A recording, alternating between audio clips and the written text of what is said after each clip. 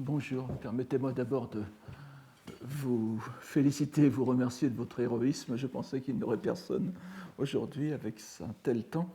Et je voulais encore une fois vous prier de m'excuser pour le cours de la semaine dernière qui n'a pas eu lieu, comme je vous l'ai dit, puisque je suis allé à Yale participer à une conférence sur les Shakkyoka, qui était très très intéressante, très enrichissante. J'espère pouvoir peut-être vous en parler lors du dernier cours. Nous n'avons pas le temps aujourd'hui, ce sera un cours assez chargé, et je vais commencer tout de suite, entrer dans le vif du sujet, qui est plutôt au milieu, puisque c'est la continuation du cours de la dernière fois, de la fin février. Nous avons vu au dernier cours comment les motifs et les thèmes les plus ouvertement bouddhiques se retrouvent au sein des poèmes appartenant à la rubrique des dieux.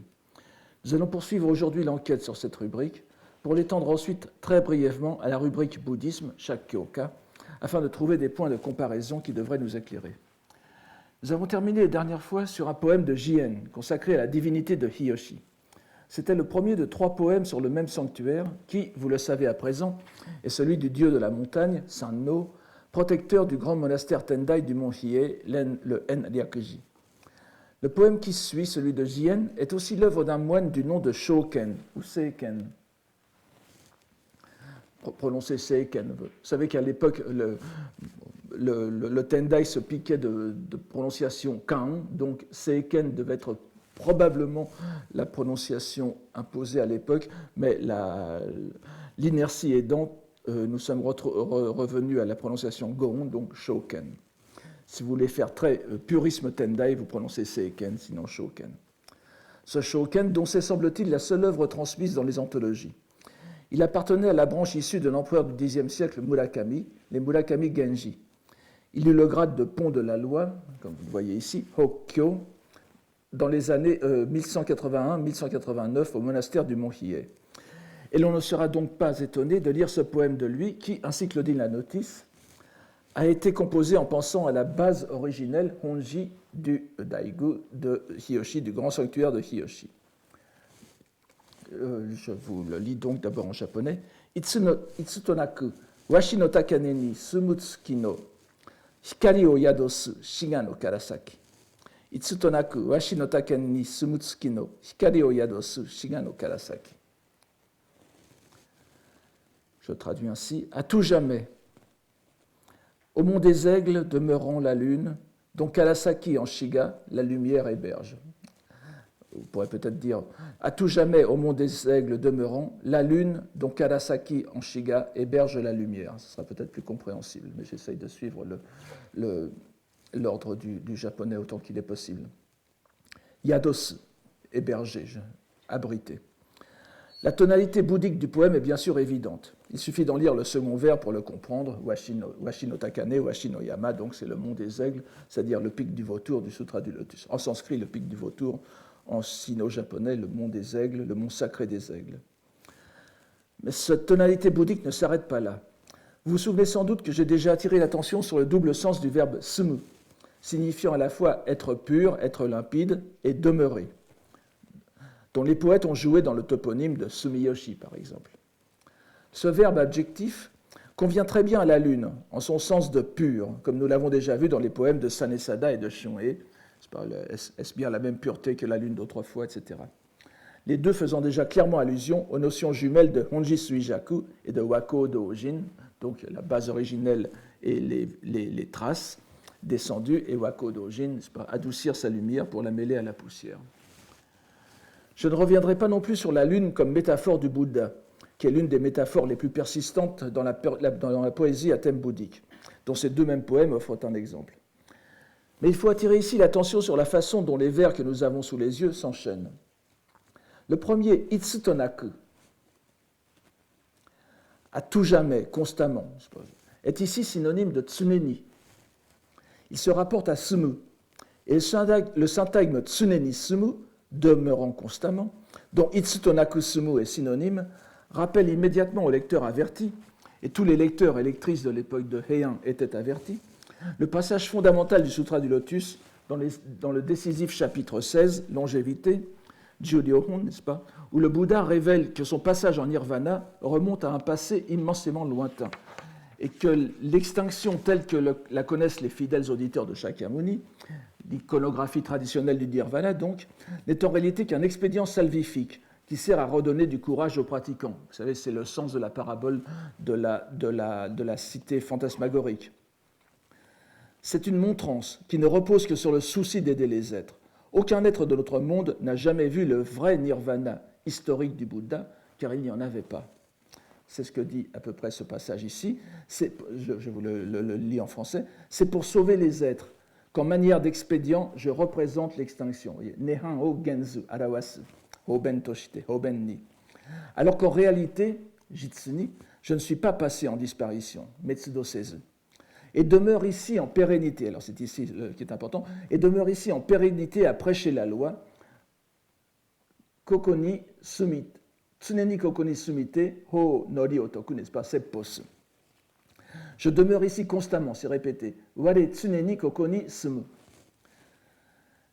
Mais grâce à la force de mes pouvoirs divins, je fais en sorte que les êtres aux conceptions erronées, bien que je sois proche, ne me voient plus. Sui gon ni fuken. Chikashi to iedomo mizu, miezu. Ce passage a déjà été souvent évoqué à juste titre, car c'est l'un de ceux qui ont le plus inspiré les poèmes à thème bouddhique. L'adverbe de lieu, ici, kokoni, c'est ici exprimé par le démonstratif, mais c'est évidemment ici à prendre en tant qu'adverbe de lieu, est compris comme le pic des vautours, c'est-à-dire le mont des aigles dans la traduction sino-japonaise, et non pas la pagode dans l'espace. Mais ceci ne nous concerne pas dans le cadre de cet exposé. Moi, je ne reviendrai pas sur la narration du Sutra du Lotus à ce sujet. Donnons ici comme illustration poétique de ce passage du Lotus une pièce de Shunzei lui-même, qui apportera un éclairage contemporain permettant de juger à quel point tout cela était immédiatement compréhensible. Ce poème de Shunzei, donc, que j'ai repris dans la grande anthologie du Yakuwa Wakashu. Donc, Tsuneni sumu washi no miyama no tsukida ni mo omoi shire tozo kumo ga kurekeru.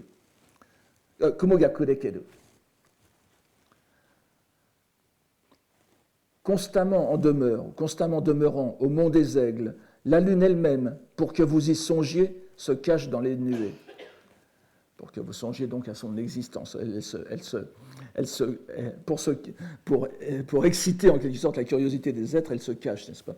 Le syntagme tsuneni sumu, demeurant en permanence, évoque donc toujours dans la poésie japonaise ce passage du sutra.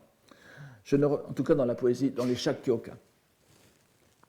Je ne reviens pas ici sur l'intitulé Impermanence, Mujo, donné par Shunzei à ce poème. Mujo, Impermanence. Vous voyez que ce poème porte comme titre Mujo, Impermanence, alors qu'il commence par Tsuneni Sumu. J'y reviendrai très brièvement tout à l'heure, mais c'est une sorte d'inversion des valeurs qui est assez fréquente dans la poésie pleinement Tendai, pleinement grand véhicule, n'est-ce pas? Donc je ne reviendrai pas là-dessus, c'est intitulé qui est remarquable et offre une impressionnante perspective herméneutique. On voit que Shoken a fait un léger changement de Tsuneni Sumu en Itsutonaku Sumu, mais l'expression reste très reconnaissable, ce qui fait que nul ne peut ignorer que cette lune qui à tout jamais demeure au mont des aigles est le Bouddha Shakyamuni. La première partie du poème, Kaminoku, donc je reviens brièvement à ce poème, le Kaminoku est donc une paraphrase et une explication du terme base originelle de la notice, Honji. La seconde partie, en conséquence, sera naturellement l'évocation de la trace descendue. Tout le monde comprend sans peine que le vers « héberger la lumière » Hikari o yadosu est une paraphrase de l'expression « adoucir la lumière » Hikari o yawaragu et concrétise en même temps la personnalisation, si l'on peut dire, ou la divinisation des Bouddhas dans les divinités japonaises. Le dernier vers en précise l'identité grâce aux deux toponymes Shiga no Karasaki, le promontoire de Karasaki à Otsu sur le lac Biwa. C'est le lieu d'arrivée de la barque processionnelle lors de la fête du dieu de Hiyoshi, le Sanno Matsuri, la première étape qui mènera au sanctuaire. Le pain de Karasaki est, à l'instar du pain de Sumiyoshi, une métonymie du dieu. Karasaki fait ainsi fonction de Utamakura, donc de toponyme expressif, évoquant Hiyoshi. Sa divinité est le lien avec l'objet principal de vénération, le Honzon de l'école Tendai, qui est le Bouddha Shakyamuni. En fait foi ce poème de Son Yen que nous avons vu l'an dernier. Donc, je vous l'ai dit. Karasaki no Matsu no Kozue ni Fune Yosete, Waga Yamamoto ni Kamizo Kimaseru. Amarrant sa barque au branchage d'un pin à Karasaki, alors, Karasaki no Matsu, n'est-ce pas? Donc, à Karasaki, attente du futur. Au pied de notre mont vient la divinité. Le sanctuaire de Hiyoshi est situé au pied du mont Hiei. Il fait actuellement partie de la municipalité de Sakamoto, comme dit Yamamoto ici, dont l'étymologie est suffisamment claire. La citation scripturaire donnée ici est, vous voyez, Tameni Jimpen o Arawasu, lui manifester des prodiges, Jimpen étant littéralement changement divin. Vous avez le terme kami, donc le caractère kami, qui est repris dans son sens plein par le poète, donc qui fait allusion au dieu japonais. Et c'est ce caractère jin, donc kami, est la clé du poème. De même donc que tout le poème de Son-en définit la place de Hiyoshi en regard du mont des Aigles, de même le poème de Shoen nous redonne la relation entre les deux lieux et les deux dimensions surnaturelles des kami et des bouddhas, sous une forme qui paraîtrait encore une fois parfaitement tautologique si elle n'était énoncée par le détour descriptif des ornements poétiques japonais. Ce poème, en définitive, ne fait rien d'autre que nous redire « Honji Suijaku », en remplaçant chacun des deux éléments de l'expression par une allusion qui les concrétise, Shakyamuni et Sanno. On voit donc combien il résonne profondément avec le premier poème de la rubrique des dieux, le Jingika du Senzaishu, dont on se rappelle le dernier vers, Ato o Tanzunete, à la recherche des traces. Le soleil, tout comme la lune, et même plus que celle-ci, peut être symbole du Bouddha. Force est de reconnaître que le thème solaire est incomparablement moins souvent traité par les poètes que le luminaire mineur de la nuit. La cause en est sans doute la nécessité poétique elle-même. Cette dissymétrie, puisque la lune est bien souvent plus souvent chantée dans la poésie généraliste, n'est-ce pas, comme je l'appelle, que la poésie bouddhique. Cette dissymétrie se constate donc dans la poésie japonaise et pas seulement dans les poèmes bouddhiques. Malgré tout,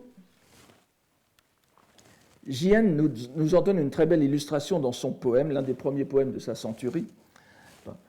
Mukashi omo sayaka ni zo miru, izurushi ni mukau hikari no kumori nakereba. Du passé aussi on a clair vue, car la lumière qui s'oriente vers le soleil levant n'est plus omnubilée au sens étymologique, entourée de nuages. Nous avons en quelque sorte deux soleils qui s'éclairent l'un l'autre, le Shakyamuni du passé et celui du présent. Je ne reviens pas au thème du Sutra du Lotus. C'est ce thème solaire que montre aussi le dernier poème sur Hiyoshi, qui reprend l'étymologie du toponyme pour lui redonner toute sa force. Mais on peut penser qu'il s'en tient à la dimension visible, et donc divine du symbole. C'est l'œuvre ce poème-ci, c'est l'œuvre d'un laïc, Nakahara no Moronao, 1131-1197, qui reprend le motif qui nous est familier de la visite impériale à un sanctuaire shinto. La notice nous explique que lors de cette visite, dont le commentateur précise qu'il s'agit de l'empereur Go-Shirakawa, la pluie s'interrompit pour laisser place à un ciel dégagé, ce qui fit que le lieu saint méritait bien son nom. Et le poème se lit ainsi. Miyuki suru takane no kata ni kumo harete sora ni hiyoshi no shirushi o zo miru. En direction du haut pic, en l'auguste visite, les nuées se dégagent, et au ciel du bon soleil, Hiyoshi, nous voyons le signe. Nous avons déjà vu à plusieurs reprises le terme particulièrement chargé de shirushi, shirushi o zo miru, que l'on retrouve aussi bien dans un contexte de kami que de Bouddha, avec des nuances inévitables en fonction de la nature de ces deux classes d'entités. Appliqué au Bouddha, le terme aura souvent le sens de miracle, de manifestation de pouvoirs extraordinaires, et donc de preuve de l'efficace de la loi bouddhique. Lorsque nous avons la chance de pouvoir le mettre en parallèle à un terme sino-japonais, c'est souvent jinriki ou reigen, ou bien zuiso, n'est-ce pas? Dans un contexte shinto, on trouvera plus souvent le sens de manifestation de la présence du Dieu, sans doute miraculeuse en soi, mais avant tout indice d'un phénomène lumineux plutôt que spectaculaire. Il suffirait de contraster les gigantesques démonstrations des sutras d'un côté et les modestes reflets de la lumière dans l'eau de l'autre pour donner une idée de cette différence. Par exemple, le poème de J.N. que nous avons vu tout à l'heure sur le rayon qui sort entre les sourcils du Bouddha et illumine l'univers entier est un shirushi typiquement bouddhique. Et vous vous souvenez de ce poème où nous voyons l'eau troublée, le reflet du soleil troublé dans la lumière, dans l'eau où boit le cheval, où s'abreuve le cheval, qui est un shirushi de la présence du Dieu. Le contraste est très important entre les deux. On la retrouve ici, donc, cette différence. Le shirushi n'est rien de plus que le changement de temps. Il fait beau. En retrouvant sa clarté sans nuage, le ciel au-dessus du sanctuaire mérite pleinement son appellation de Hiyoshi, bons auspices du soleil, soleil auspicieux. Nous revoyons donc ici, dans ce dernier des 3 poèmes sur Hiyoshi, le caractère présentiel, ainsi que j'ai osé risquer le néologisme récent, qui est la marque distinctive des poèmes purement shinto. Ce caractère est d'ailleurs étrangement paradoxal, et c'est pourquoi il est préférable de parler de présentiel plutôt que de personnel, car le Dieu se manifeste rarement en tant que personne, et c'est alors presque toujours brièvement, dans un rêve ou au hasard d'une rencontre, parfois par une voix. La présence, si elle est manifeste pour le poète, est presque toujours indirecte. C'est une allusion de présence, de même que le poème signifie cette même présence par allusion. Il faut ici rappeler l'importance du terme « kage » que nous avons déjà vu plusieurs fois et que nous reverrons, le reflet, qui définit fort bien la nature de la présence divine. C'est le reflet adouci d'une lumière, hikari o yawaragu, que le commun des mortels ne peut contempler directement, mais dont il recherche les manifestations dans les moindres perceptions visuelles ou auditives, du moment que le lieu y est propice, comme ici. Que ce signe de présence soit aussi gage de l'efficacité du Dieu à qui s'adresse le fidèle, et puisse donc déboucher, sinon sur un miracle, au sens étymologique de fait spectaculaire, mais du moins sur la réalisation du vœu présenté, nous pouvons le constater dans une suite de poèmes qui apparaît un peu plus tôt dans cette rubrique. Nous commencerons par une pièce qui suit immédiatement la célébration de la porte du déploiement de la pensée. Souvenez le Hoshinmon. C'est l'œuvre du moine Hangen, 1137-1199, religieux du Kofukuji, donc un monastère de l'école Hosso, de l'école idéaliste, noétique, qui a aussi le Sutra du Lotus comme l'un de ses textes fondamentaux, bien qu'il s'appuie sur un tracté, comme vous le savez, mais je n'entre pas dans ces détails. Donc, Hangen a 4 poèmes recueillis dans cette anthologie. La notice indique que celui-ci fut composé à propos de la brume printalière, Kasumi, au sanctuaire de Miwa, au Miwa, à Sakurai, près de Nara, lieu sacré du mont du même nom, Miwa no Yama, dont la divinité est en réalité la montagne elle-même, n'est-ce pas? Le sanctuaire de Miwa a cette particularité de ce que le topos, le lieu même, est la divinité, c'est-à-dire qu'elle n'est pas représentée dans le sanctuaire. Donc cette divinité, de même que celle de Sumiyoshi, avait aussi le pain pour support. De même que celle de Sumiyoshi avait le pain pour support, était représentée indirectement par les cryptomères Sugi de la montagne. Alors vous allez voir comment ça s'articule dans ce poème, n'est-ce pas? Sugi gae o kasumi komuredo miwa no yama kami no shirushi wa kakure zarikeri. Miwa no yama est au centre de... Les branches de cyprès, Sugi, n'est-ce pas, cryptomères, cyprès du Japon, bien qu'engloutis par la brume. Au mont de Miwa, la présence du Dieu n'en sera pas cachée. Ici, le signe, la présence du Dieu, est assurée et dépasse les vicissitudes météorologiques. Sous le pinceau d'un moine, ce poème se lit sans peine comme le dépassement du circonstanciel ou du phénoménal, gon, par le réel, jitsu. Le circonstanciel étant ici représenté par la brume qui omnubile le réel. Nous avons une sorte de décalage, de glissement de la dimension du Honji Suijaku. Les branches de Sugi deviennent le réel, la base originelle, et la brume est la trace descendue. Le signe de la présence est toujours là. Il y a un jeu entre Kasumi. Donc, normalement, puisque les branches de Sugi sont cachées, c'est le Honji qui est caché. Mais le Sugi représente en même temps la trace descendue. Et entre donc ça serait, vous voyez qu'il y a une sorte de paradoxe, mais le terme du centre, Miwa no Yama, montre que quel que soit le degré d'encryptage, de dissimulation, eh bien le réel, Miwanoyama, le Dieu lui-même, qui est le Honji cette fois, est présent. Le poème qui est inspiré juste après vient illustrer l'autre sens, plus proche du miraculeux, mais en tout cas de l'efficace du concept de Shirushi.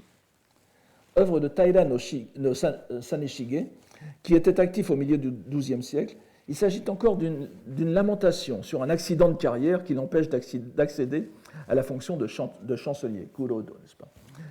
Après s'être rendu un nombre invraisemblable de fois au sanctuaire de Kamo, vous voyez qu'il dit Nisen Sambyakudo Nimo Amari Keru, n'est-ce pas ? Plus de 2300 fois. Donc, il opte cette fois pour celui de Kifune ou Kibune, dont nous avons déjà parlé, au nord de Kyoto, tout près du Kuramayama, espérant un rendement plus rapide en quelque sorte. Et voici ce qu'il écrit. Imamadeni nado shizumuran, Kifune gawa kabakari hayaki kami otanomoni. Pourquoi jusqu'à ce jour dois-je tant sombrer ? Au torrent de Kibune, je m'en remets pourtant à un Dieu si rapide. Shizumu, n'est-ce pas, sombrer au sens de sombrer dans la carrière, on l'a déjà vu à deux reprises dans les cours précédents. Et cette fois maintenant, à présent qu'il s'en remet à ce Dieu du torrent, donc, puisque tout près de Kibune passe un torrent qui descend de la montagne, l'efficacité devrait être plus rapide. Le Dieu semble avoir été piqué par la récrimination et s'être décidé à agir, puisqu'un post-scriptum, vous le voyez ici, Kakute no Chinao Hodonaku, il fut promu chancelier au temps de l'empereur Konoe, qui est mort en 1155. J'ajouterai un autre poème prolongeant ce thème de l'efficacité divine, celui de Kamo no Shigeyasu, 1119-1191, qui, comme son nom l'indique, était de la famille sacerdotale qui officiait au sanctuaire de Kamo. Très actif dans les cercles poétiques, il fit office de juge dans plusieurs utaawase. Venant d'un prêtre shinto, son poème est d'autant plus intéressant par son contenu. Kimi o inoru negai o sora ni mite tamae, wake ikazuchi no kami naraba kami. Construction intéressante. Pour le souverain, de prières le ciel daignez remplir. Dieu du tonnerre, que vous êtes, soyez Dieu. Pour le souverain, de prières le ciel daignez remplir. Dieu du tonnerre que vous êtes, soyez Dieu. Le dieu de Kamo, Wake Ikazuchi no Mikoto, comme son nom l'indique, est celui du tonnerre, dont le grondement remplit le ciel. De remplir le ciel à remplir un vœu, c'est-à-dire l'exaucer, le pas est vite franchi. Le verbe mitsu se rapporte donc aux deux mots negai et sora. Le mot japonais sora, s'écrivant avec le caractère chinois ku, qui signifie vide, la vacuité bouddhique.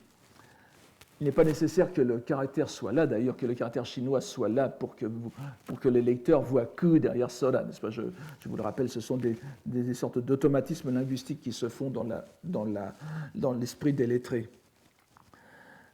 Donc il est facile de penser que la phrase « remplir le ciel » peut aussi se comprendre dans un sens bouddhique, paradoxal à première vue, mais qui relève de la même pensée paradoxale que celle qui faisait intituler Impermanence un poème sur l'éternité, Mujo Tsunenisumu, comme nous l'avons vu tout à l'heure avec Shunzei. C'est-à-dire que ce qui relève de l'impermanent ou du vide est à la lumière de la vérité ultime, éternelle et réelle. Ajoutons une dernière remarque sur la curieuse construction du dernier vers, où l'on peut voir avec Madame Olinik, dont j'ai parlé la dernière fois, un jeu de mots sur Kaminari, n'est-ce pas, vous voyez, Kami Naraba, Kami Naru Naraba, ce qui est tout à fait possible et même probable, mais cela n'explique pas la tournure grammaticale elle-même. On peut se demander s'il n'est pas inspiré du chinois classique, de phrases comme celles que l'on a dans les entretiens de Confucius, n'est-ce pas, Kimi Kimitari, que le souverain se montre souverain, etc. Nous avons encore ici une manifestation très concrète, le shirushi, qui révèle la proximité du Dieu, bien qu'il n'y ait aucun trait personnel qui s'y attache. Après ce détour sur la notion de signe, si important dans ces poèmes, retournons à notre séquence sur le Honji Suijaku. Après les 3 poèmes sur Hiyoshi, nous arrivons au grand sanctuaire d'Issei, avec un poème du maître de loi En'i, qui n'est autre que l'illustre poète Saigyo, 1118-1190, de 4 ans plus jeune que Shunzei, avec qui il avait étudié la poésie, et qu'il appréciait au point d'inclure presque 20 poèmes de lui dans son anthologie. La notice en est très intéressante. Elle nous dit que Saigyo, repris de l'envie d'errance, Sumi Ukare Tenochi, après un séjour au mont Koya, c'est le fameux, sans doute lors de ce séjour que se déroule la célèbre anecdote du Senjusho, vous savez, où il essaye de fabriquer une sorte de golem de Frankenstein pour avoir un compagnon de poésie, et ça ne marche pas. J'en ai parlé par ailleurs, et c'est l'une des histoires les plus intéressantes du Senjusho. Donc, après ce séjour au mont Koya, alors qu'il se trouvait dans un temple de montagne sur la baie de Futami, dans la province d'Issé, il composa ce poème en songeant à l'émanation vestigielle, donc le Suijaku, on Suijaku, n'est-ce pas, du Bouddha Dainichi, puisque la montagne près du sanctuaire d'Issé était dite mont de la route du dieu Kamiji Yama. Kamiji no Yama, Kamiji Yama. Voici ce que dit le poème. Fukaku idite, Kamiji no oku o tazunureba, mata ue monaki, mine no matsukaze. Pénétrant au plus profond des arcanes du chemin du Dieu, en ma quête, il n'y a plus rien au-delà du vent dans les pins sur le pic. Chacun peut comprendre que Kamiji no oku, renforcé par Fukaku idite, signifie les arcanes les plus profonds du Shinto. Évidemment, Kamiji, c'est Shinto, Kami no Michi, n'est-ce pas? Pour qui peut y accéder, sa quête débouche sur le but suprême, Ue Monaki, traduisant le sino-japonais Mujo ou Musho, n'est-ce pas, sono Ue Nashi, épithète de l'éveil, mais aussi de l'enseignement ultime qu'est le lotus. Le vent dans les pins, Matsukaze, qui est aussi le vent d'attente, le vent de l'attente, est une métaphore très répandue de l'enseignement du Bouddha. Je n'en donnerai qu'un exemple tiré encore une fois de Jien. Washi no yama, taenaru koe no yukari ni wa, kaze fukane domo, mine no matsukaze. Ça sera un peu long d'expliquer pourquoi il y a kaze fukane domo ici, mais vous voyez bien que le vent ne souffle pas. Au mont des Aigles, par la grâce de voix merveilleuses, sans même que le vent souffle, bruissement des pins du pic. J'attire simplement votre attention sur la similarité des paroles, sans entrer dans les détails du poème de Jien. On voit que le vent dans les pins du pic, au dernier vers, répond au mont des Aigles du premier vers, Washi no yama, mine no matsukaze. Saigyo ne dit pas autre chose. En suivant jusqu'à son terme ultime la voie des dieux du Japon, on ne peut que déboucher sur l'enseignement suprême du mont des Aigles, et donc du Sutra du Lotus. On s'étonnera peut-être de trouver le lotus ainsi évoqué dans un poème qui mentionne explicitement le Bouddha Dainichi en sa notice, ce qui est normal pour Issé, sanctuaire d'Amaterasu, la déesse solaire assimilée à Mahavairochana. Le bouddhisme de Saigyo était profondément marqué par la dévotion au lotus, ainsi qu'en témoignent les poèmes à thème bouddhique qu'il nous a laissés. Bien qu'il ait pratiqué au mont Koya et pu être considéré comme moine Shingon, il était aussi initié à l'ésotérisme Tendai, au Taimitsu. Sans parler de sa dévotion amidiste qui se retrouve bien sûr dans le recueil d'anecdotes qui lui sont consacrées, le Senjusho dont je viens de vous parler. Même dans le Tendai exotérique, on sait que la plus haute forme de Shakyamuni n'est autre que Mahavairochana. Je n'entre pas dans les détails scolastiques, mais vous avez dans tous les traités doctrinaux Tendai une graduation en quelque sorte des différents degrés ontologiques de Shakyamuni qui se termine par Mahavairochana. Donc il n'y a nulle contradiction dans ce poème où nous voyons les sentiers de Issé monter au Sutra du Lotus en même temps qu'à la base originelle qui est Dainichi. Nous voyons que ce poème sur le grand solaire, comme disait Bernard Franck, d'Issé, vient comme la conclusion des trois précédents qui célébraient le soleil auspicieux de Hiyoshi, même si la lune y intervenait aussi. Il semble donc assez logique que les deux poèmes suivants soient consacrés à la lune, d'abord comme Dieu personnalisé, puis à celle qui nous est plus familière, comme métaphore du Bouddha et de la pensée éveillée.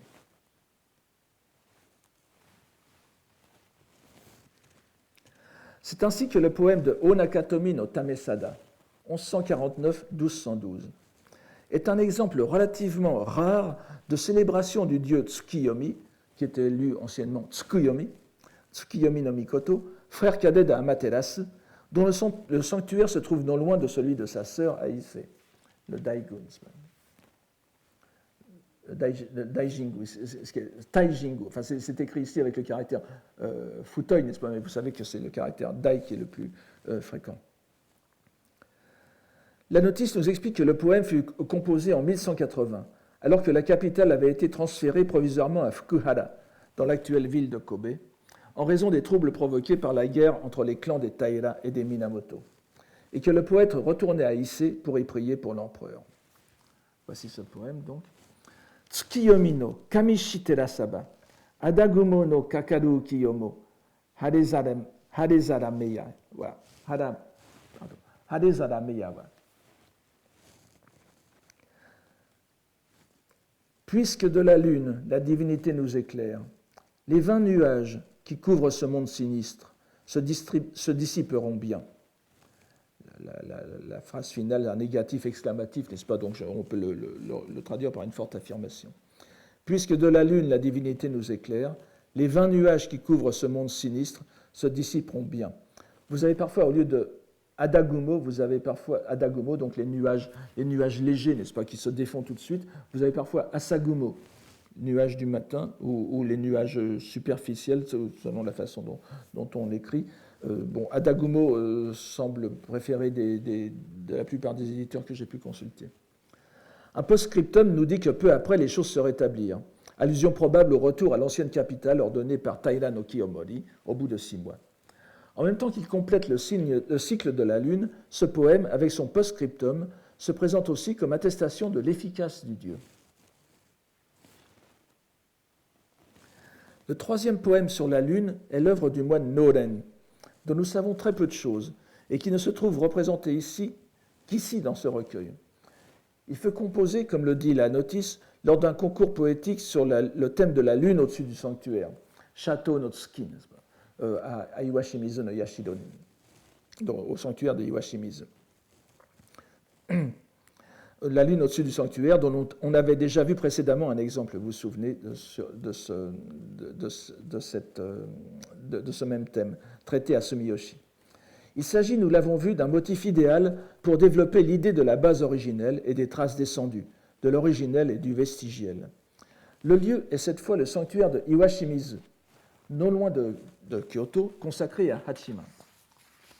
Donc, voici le poème. En japonais d'abord. Iwashimizu, kiyoki nagare no taese neba, yadoru tsuki sae kumanakari keri. Iwashimizu, kiyoki nagare no taese neba, yadoru tsuki sae kumanakari keri. À Iwashimizu, puisque jamais ne s'interrompt le cours d'eau limpide, la lune aussi qui s'y abrite est parfaite en sa clarté. Nous avons vu plus haut le verbe yadosu, la forme transitive de yadoru, dans presque exactement le même contexte. Presque, car l'effet d'optique était inversé.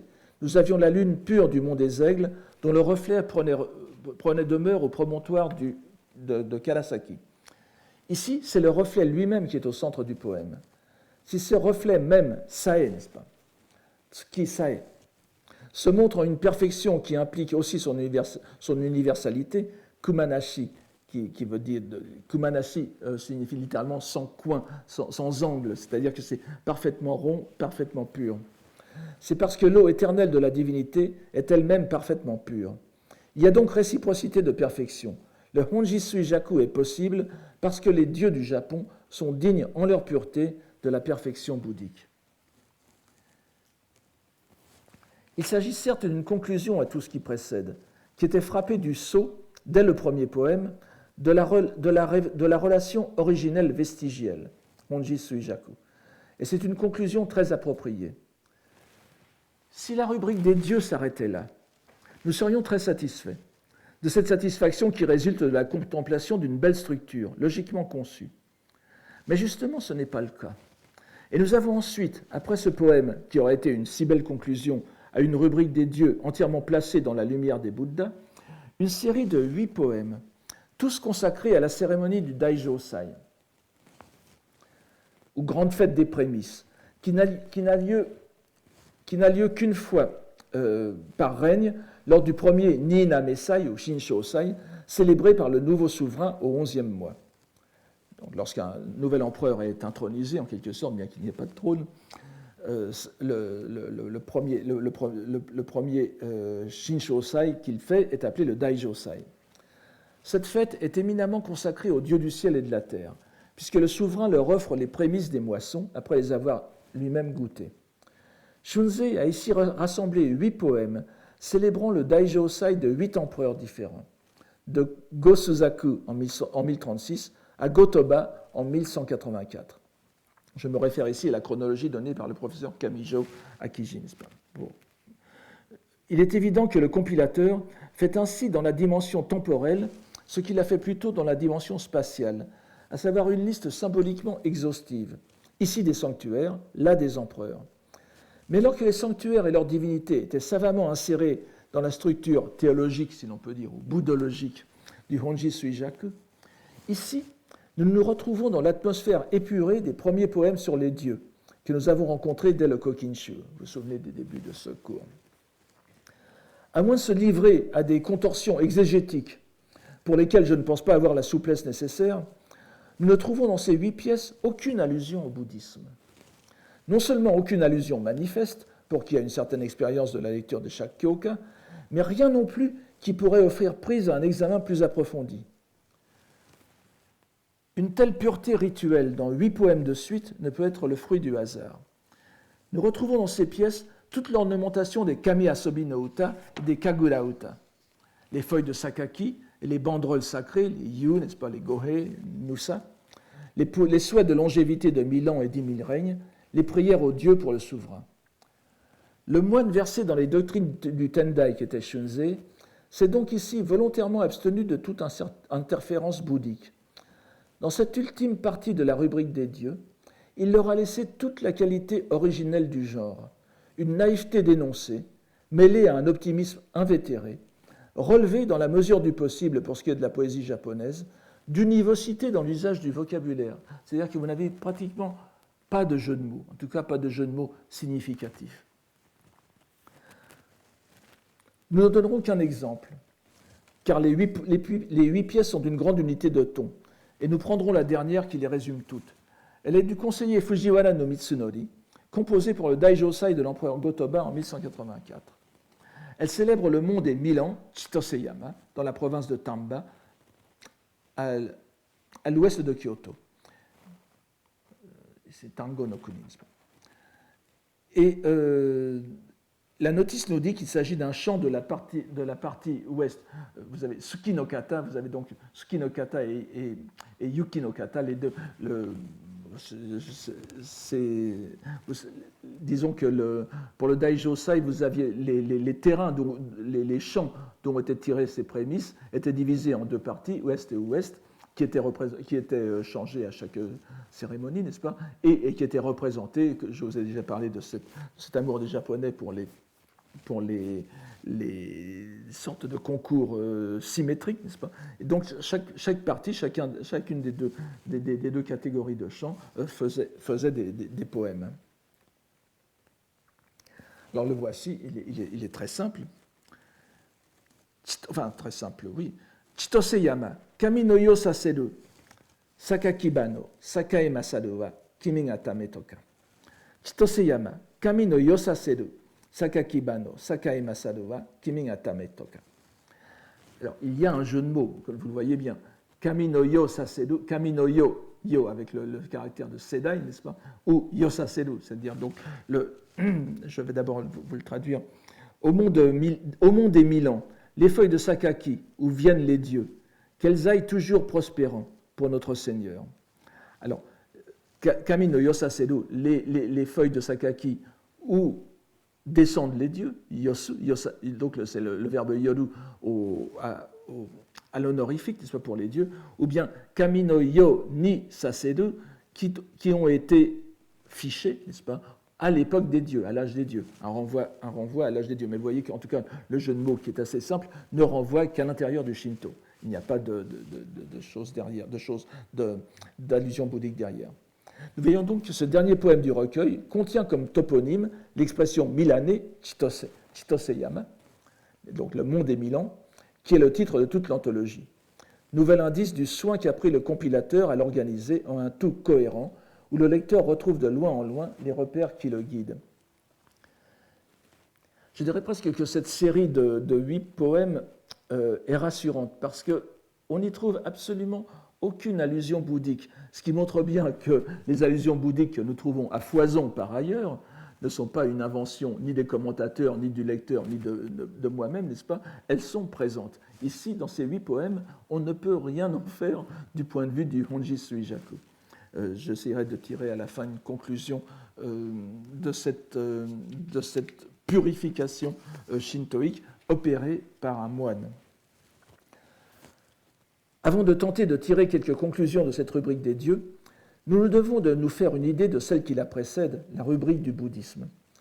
Puisque nous avons vu que la disposition même des poèmes à l'intérieur du recueil est significative, il importe de savoir sur quoi s'appuyaient les dieux du Japon, dont nous avons vu qu'ils étaient mis dès le premier poème de la rubrique dans la perspective originelle vestigielle.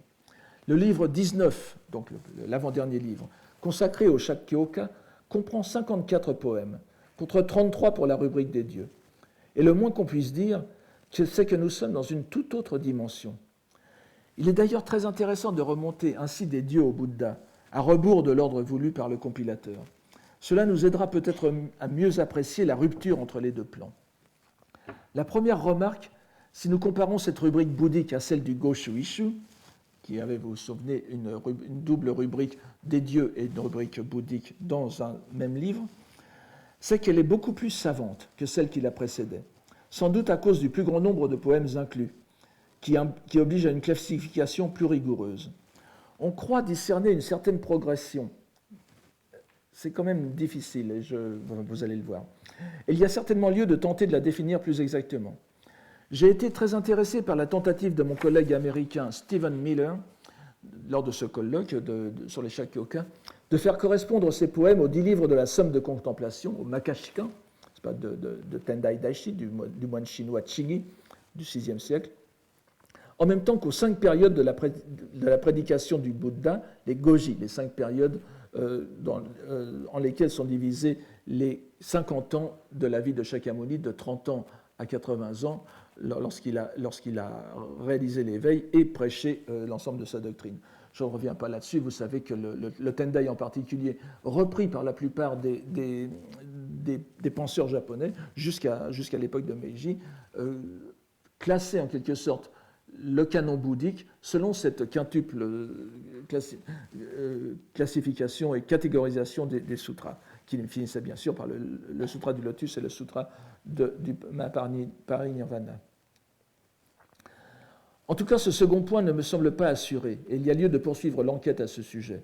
Mais il est sûr, bien sûr, que la somme du Makashikan, la somme de contemplation, est à l'arrière-plan de tout ce qu'ont écrit les moines de Heian. Il semble cependant peu douteux que la rubrique ne commence par une constatation de l'inconsistance et de l'inconstance du monde, et en particulier du corps. Avec ce rappel des 10 comparaisons du sutra du Vimalakirti, le Yuimagyo.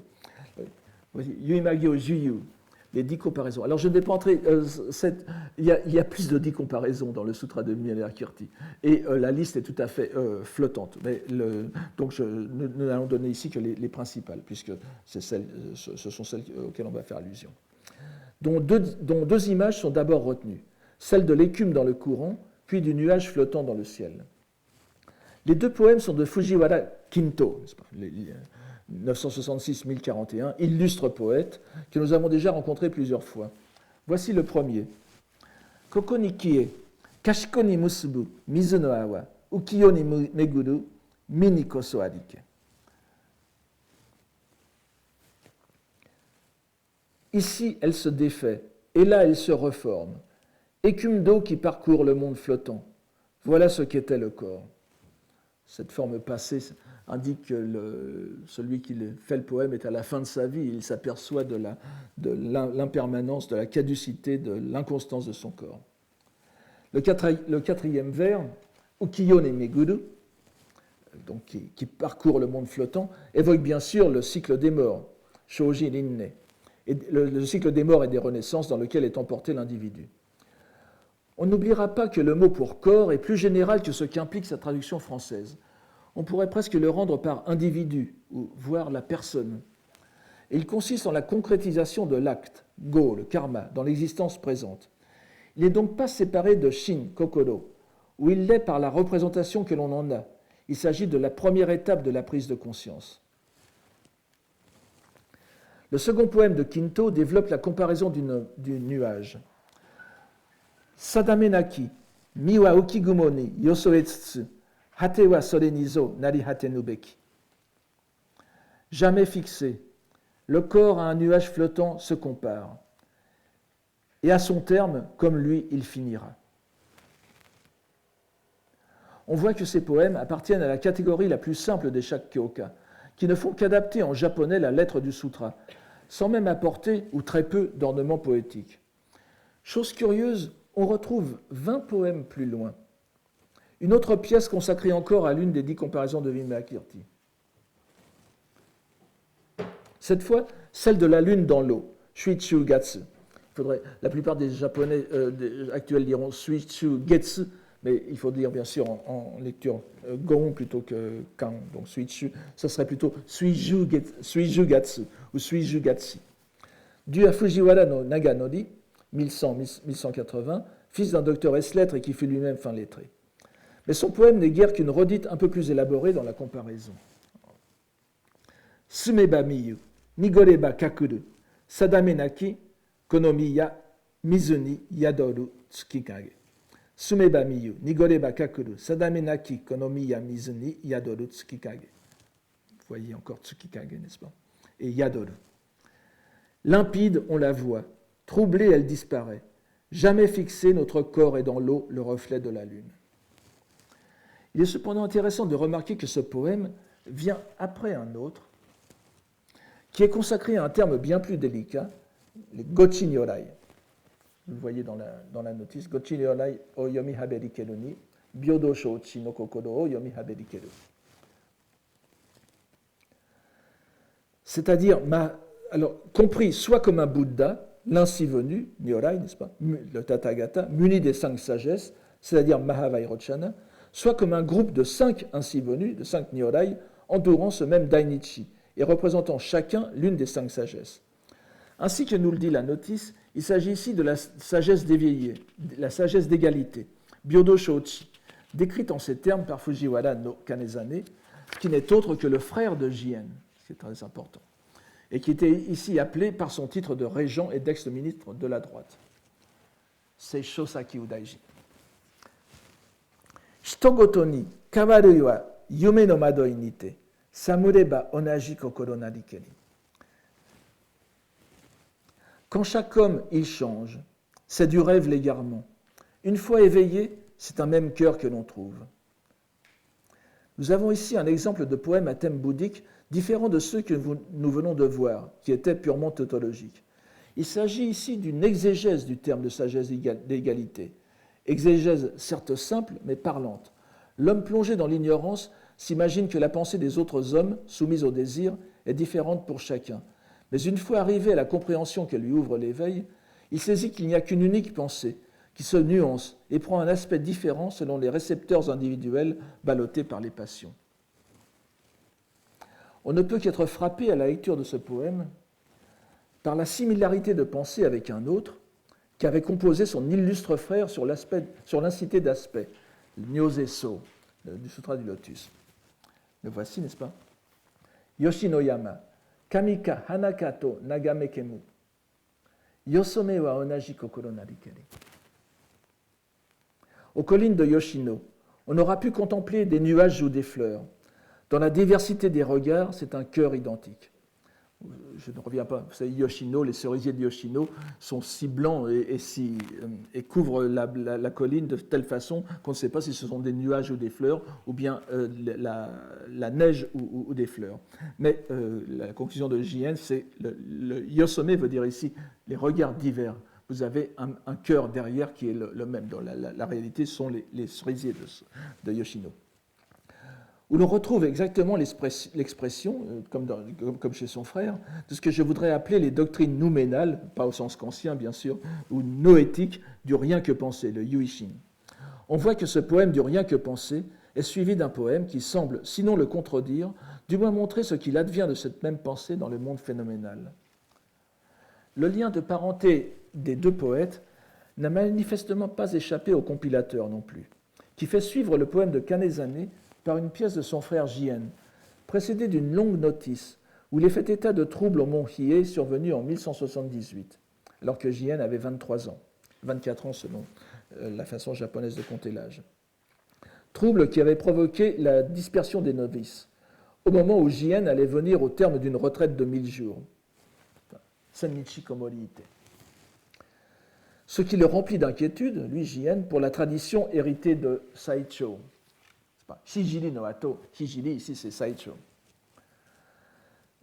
Par un matin enneigé, il envoie au maître de loi Son-en ce poème. Alors, ça va peut-être vous faire sursauter. Son-en, c'est le même caractère, mais ce n'est pas le Son-en que nous avons vu l'an dernier, qui arrive 150 ans plus tard, n'est-ce pas? C'est un compagnon de pratique de Jien à l'époque, qui était, semble-t-il, plus âgé que lui.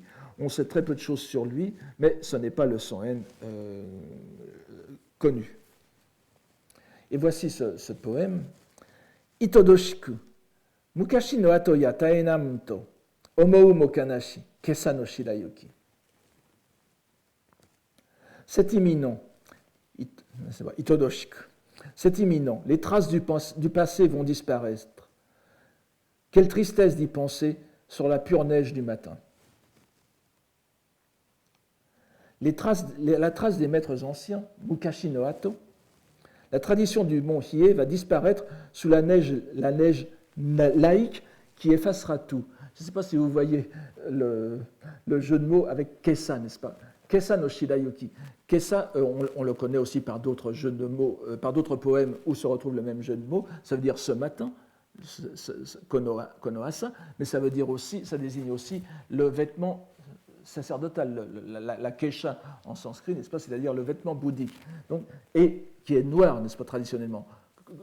On l'appelle aussi kurozome goromo, le vêtement teint en noir. Et vous voyez que le kessa noir et la neige blanche, il y a la neige blanche recouvrant le kessa, vous avez toute une autre dimension entre, puisque vous avez aussi très couramment le fait, par exemple, shiraginu, le vêtement, la soie blanche ou le vêtement blanc désigne aussi les laïcs, zokujin, n'est-ce pas? Donc il y a un jeu de mots beaucoup plus élaboré dans ce poème qu'on le voit à première vue, mais le sens est bien là.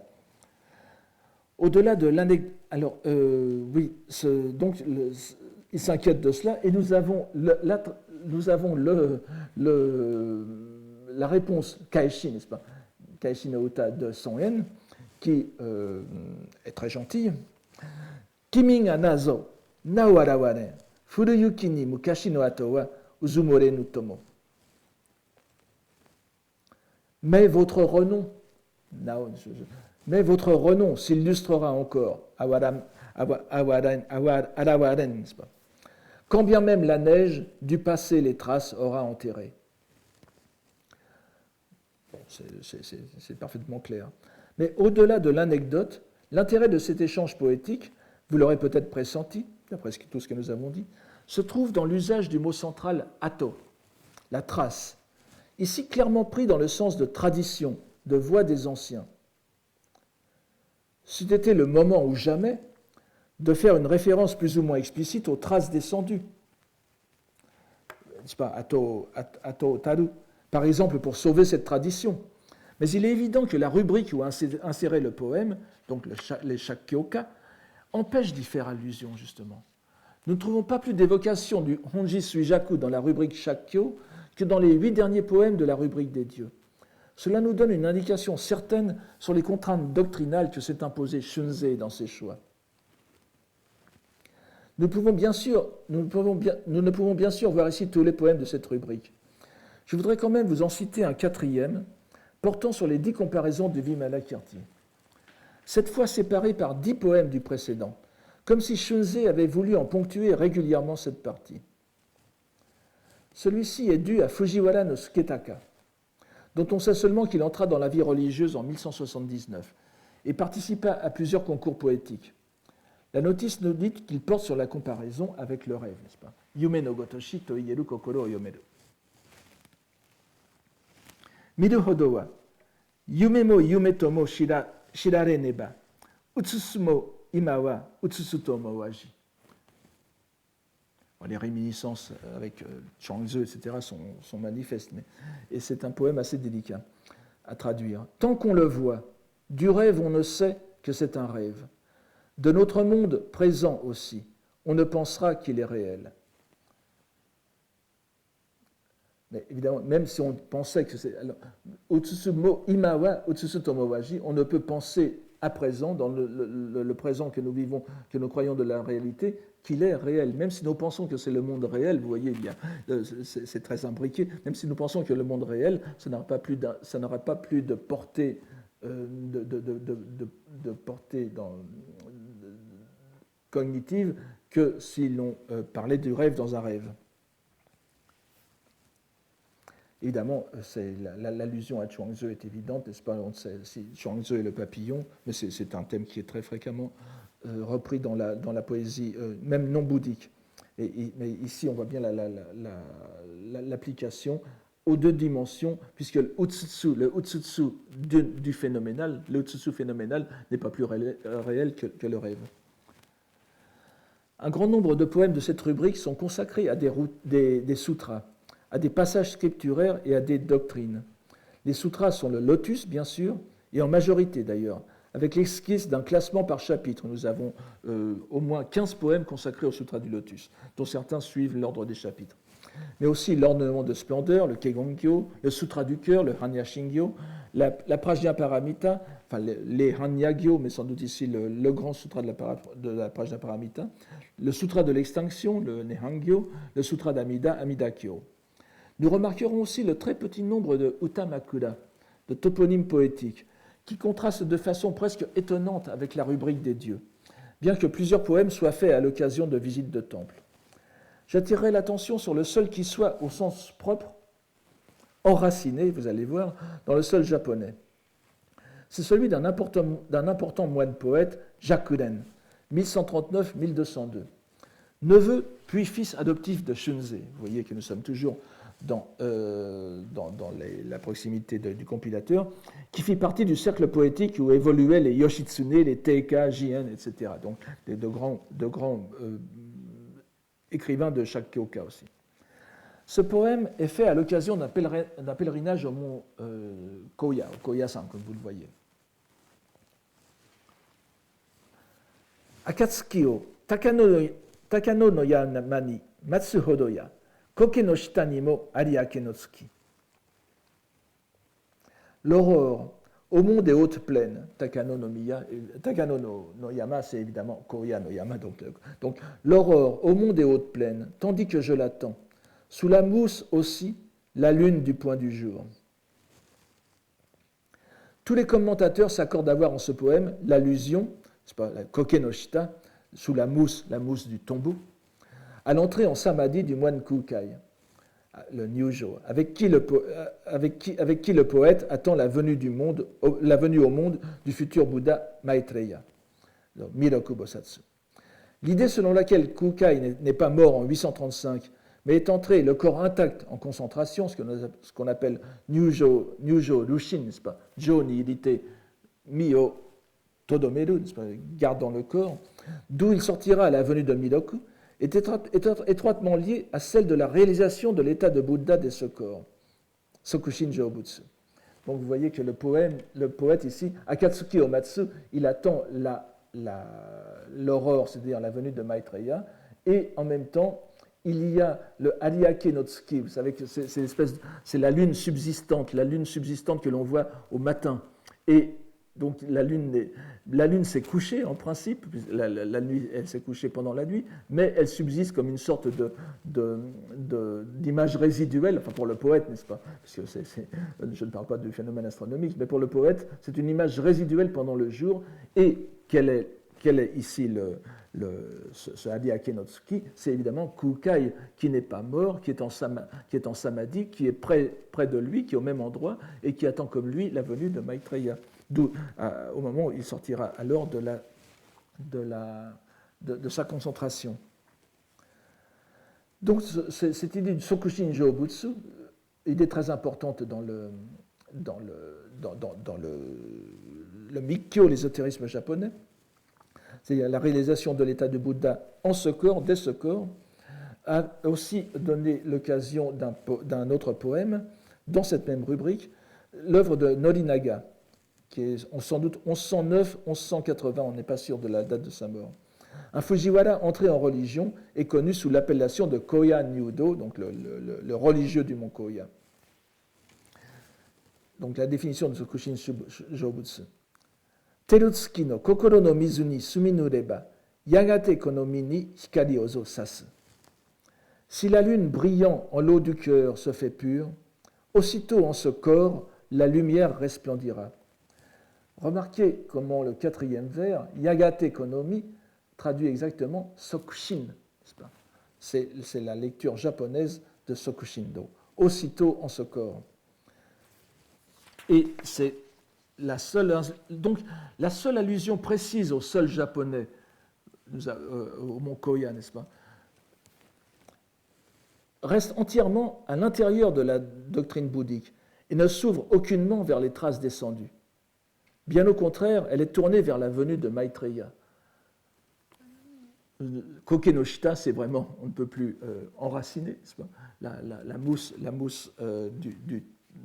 du mont Koya, et il n'y a aucune allusion au Dieu.